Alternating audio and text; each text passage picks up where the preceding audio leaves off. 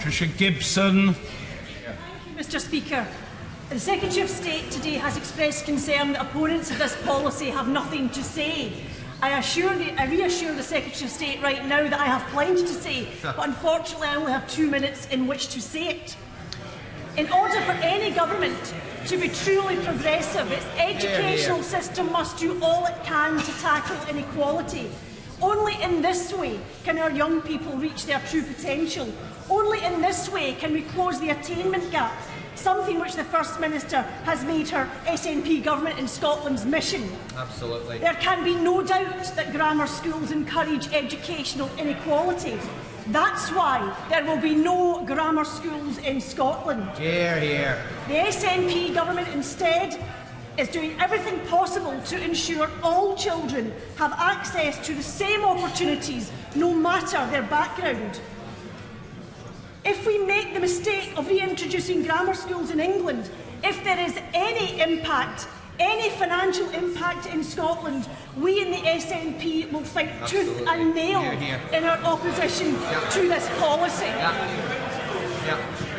Well, that's the thing. Instead of this backward step, this government should be working to close the attainment gap.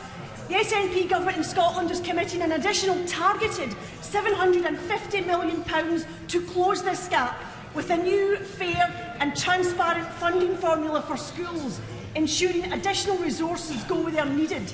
Does the Secretary of State not think that she could learn something from this strategy? And can the Secretary of State explain how this government can trumpet its credentials of so-called social mobility when there is clear evidence that such selective admissions policies in schools is not to the benefit of all children? This government says it believes in a meritocratic society. So can the Secretary of State explain how grammar schools promote this when they fly in the face of such an ideal, creating social divisions between children at a very young age? Hear, hear. Well, she sets out the SNP's approach on education, but it does not bear comparison to the dramatic improvements that we've seen here in our English education system in the past 6 years that we aim to absolutely continue to drive forward. That's seen stronger focus on school leadership and teaching standards. It's seen a more rigorous and balanced curriculum that truly enables our children to have the knowledge and the skills they need to be successful. And it's also critically seen schools working far more closely together in order to collectively raise attainment standards across the board. What I am saying today is I want to see some of those parts of our education system that have played less of a role in doing that than I think they can step up to the plate and do much, much more. And she asked about the attainment. The reality is that disadvantaged children who get into grammar school come on in leaps and bounds, and in fact the attainment gap is dramatically closed by the time they leave between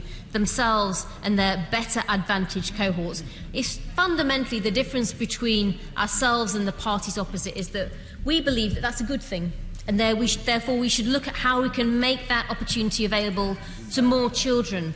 The parties opposite believe that we should have a levelling down. That is the difference, and that's why we don't accept their approach.